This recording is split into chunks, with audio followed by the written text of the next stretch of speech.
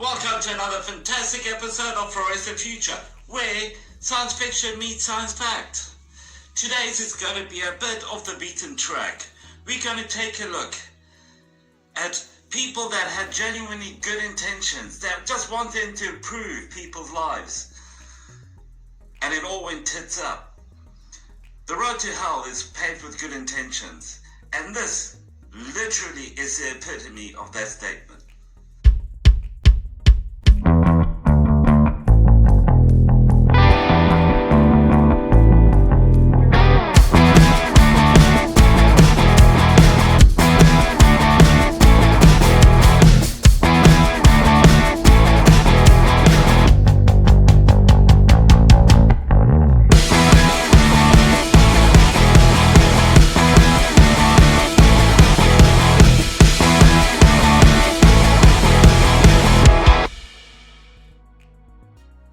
A while back, the Russians decided they wanted to do something really nice for their fellow man. And the best way to do this was to kind of use the tools they had at hand. This is really an admirable trait to have when you can repurpose things that you already got. So the Russians took a look at everything that they had, all the cool toys they had to play with, and discovered they had a surplus of nukes.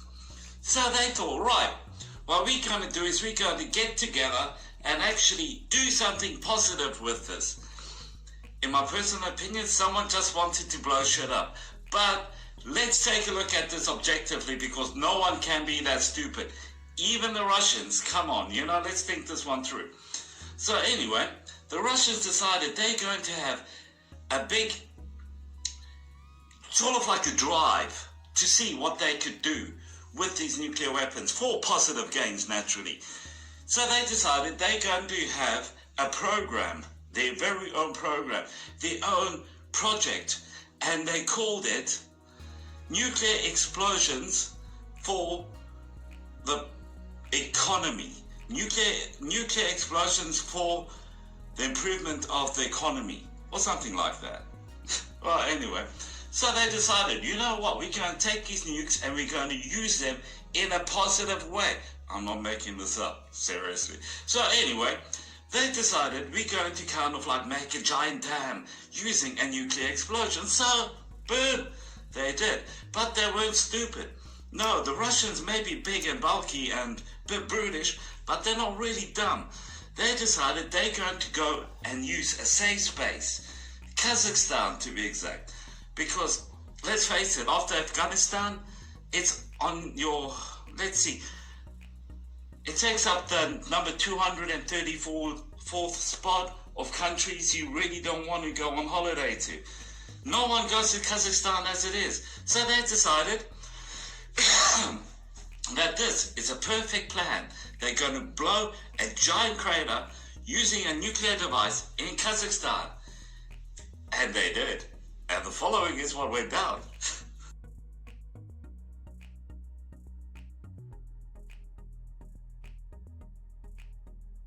Дно будущего озера.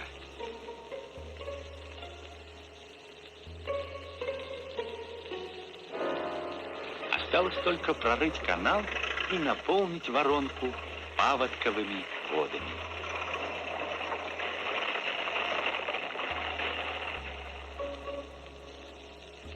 И они пришли.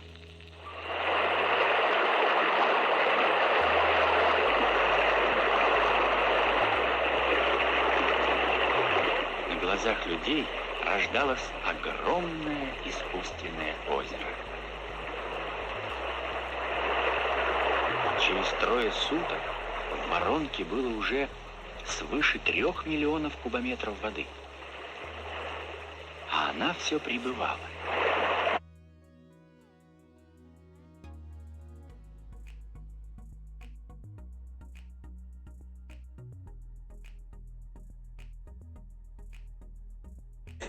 Now, the fact that this was actually called Nuclear Explosions for the Economy Program, you got to give it to the Russians. They really got a flair for the dramatic.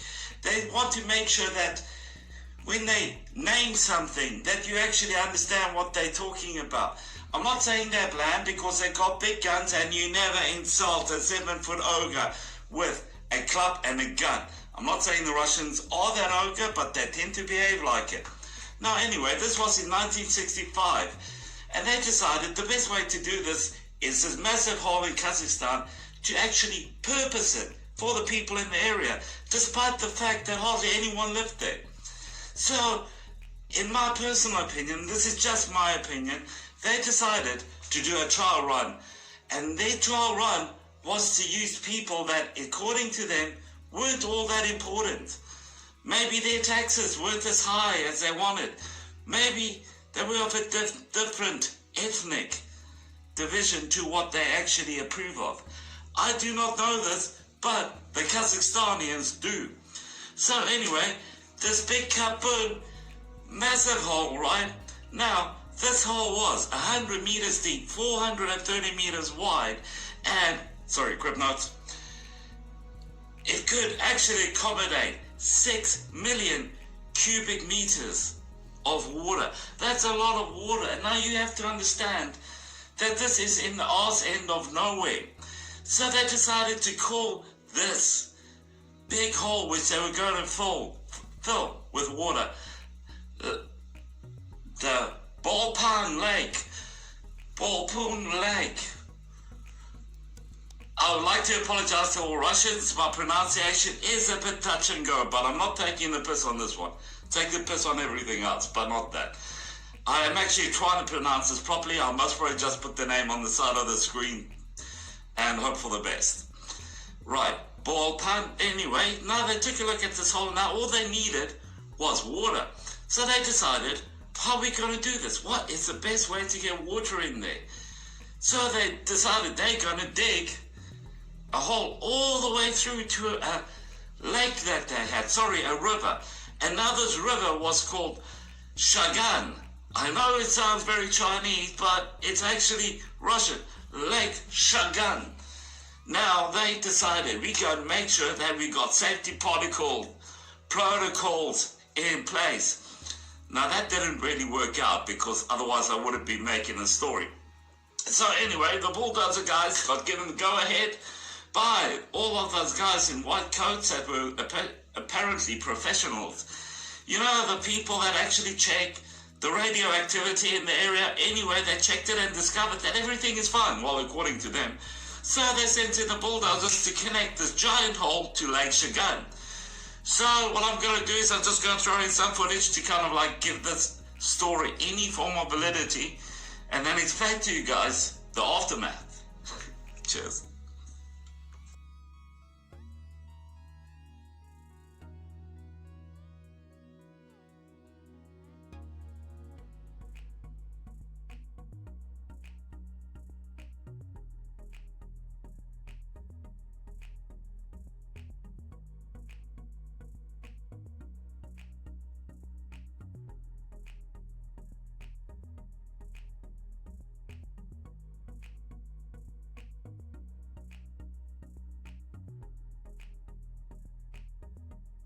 This is absolutely legendary. I mean, to this day, it cannot be used. The area is a desolate land. Vegetation, even weeds, struggle to grow in the area. They tried to introduce fish, and they introduced catfish, and introducing catfish was a brilliant plan, because catfish are the cockroaches of the aquatic world. They can survive anywhere. But they also tried to introduce piranha. I was really hoping that that was actually a joke that someone made, but after double checking it, they actually did try to introduce piranha. One of the world's most predatory animals, a fish that is absolutely despised, razor-sharp teeth, absolute killers, and they decided to put it in contact with radiation, nuclear radiation. The amount of horror movie scripts that can come from this is endless. But it's a good thing they actually died out. Sorry I'm laughing, but honestly. Right, excuse me. There is no economy there because the place is radioactive. Please note the radioactive part. The Geiger counters often say that it exceeds 100 times safety limits. That alone is enough to kind of send chills down your spine. But there is a local economy, and it's built up exactly on that. You get these idiots called adventure tourists that decided they want to take a look at desolate lands that have been ravaged, that are beyond repair. So the local people that live in the area actually support these idiots in their little endeavors to take a look at a body of water which is absolutely destroyed. It looks pretty, but nothing will ever be able to grow there. So what we got to do now is to kind of put a bit of perspective here. The perspective is that in the past, people didn't really bother with consequences, long-lasting consequences, if I may add. Our forefathers did have good hearts, and they did want to go forward, make the world a better place, use horrible weapons for a positive cause. But Lake Balpan should have been the indicator that we should stop playing with nukes. But as it turns out, there's a program, international program called Operation Cloud Share. Now you're thinking to yourself, wait a second. International? Yes, by international I mean more than one country.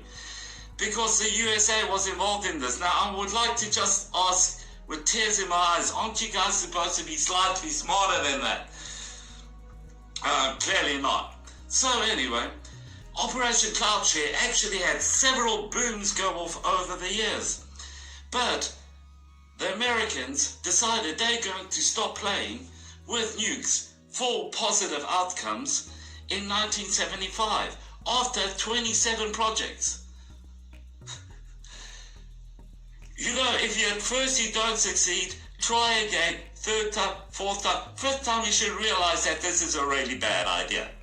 Now, after 1975, the year that I was born, that America stopped this, you would think that the Russians would turn around and go, shouldn't we learn from those people's mistakes? Because the USA actually conducted 27 tests. 27! Now the Russians only stopped playing with their nukes for positive outcomes in 1989. According to different sources, they had 67 tests, or should I say, projects. Other sources say 80 something, which I'm not too sure about, but it is rumored to be in the hundreds. So, do you learn from your mistakes? Clearly not. Now, did anyone say this was a bad idea? Yes, the Japanese did, because they actually saw the plume of the mushroom cloud. Now, in 1965, when this happened, the Japanese must have been absolutely terrified that people are playing with nuclear weapons on their doorstep. But no one seemed to consider this to be an issue. And to this day, this land is desolate. This entire episode was supposed to be about Lake Balpan. But as it turns out, it's about so much more. Because these idiots actually decided to have more than one project, more than one disaster, which I cannot find anything about. So, now I'm going to do a quick little break for you guys to actually see people messing around and trying to have a bit of propaganda to show you that it is 100% safe and good for you.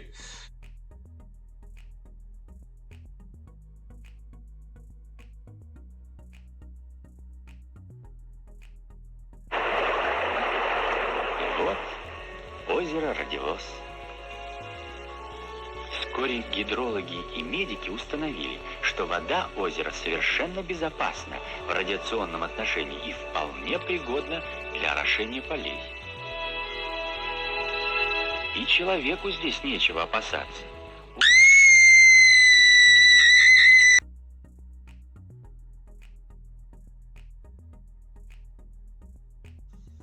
It is all good and well to say we should not do this in the future, that we should learn from the past, but we never do. The people that worked on this lake, well, they all died of radiation poisoning, naturally. And if you take a look at closer, you actually realize that the radiation from Lake Balpan moved into the Chagan River. So this had massive implications. It was detrimental to the area. And now people are actually pretending that it's something that belongs in the past. I think that the past should be revisited, that things like this should not be allowed in the future. Even though people have got nuclear weapons now, how is it that no one can look to history and say, whoa, that was a really bad idea? Even though it was a good idea at the time, where they tried to help people by having an economy over there, by having a massive lake, which they'll populate with fish, so people in the area can make a living, the indigenous people, even though it was very sparsely populated. This could have been a beautiful, thriving town if everyone's plans worked out. But again, I need to point out, in the past, people did not care about consequences. They did not care about research to the point where they could deem something safe. You do learn from your mistakes. I hope people learn from their mistakes, but people are still playing with nukes, so clearly they don't. So what I'm going to do now is I'm just going to end off and point out the following things. Do not use nuclear weapons for agriculture under any circumstances. No matter how good you think this plan is, the answer is just no. So, I'm going to end off now. I'm going to say a lot of love to everyone. Thank you so much for actually listening to this. Please feel free to do your own research, make up your own minds. Your conclusions are your conclusions. This is just me presenting the facts that I saw and from my point of view. Turns out there's more than one point of view. Now, please put it into the comments what you guys thought about this.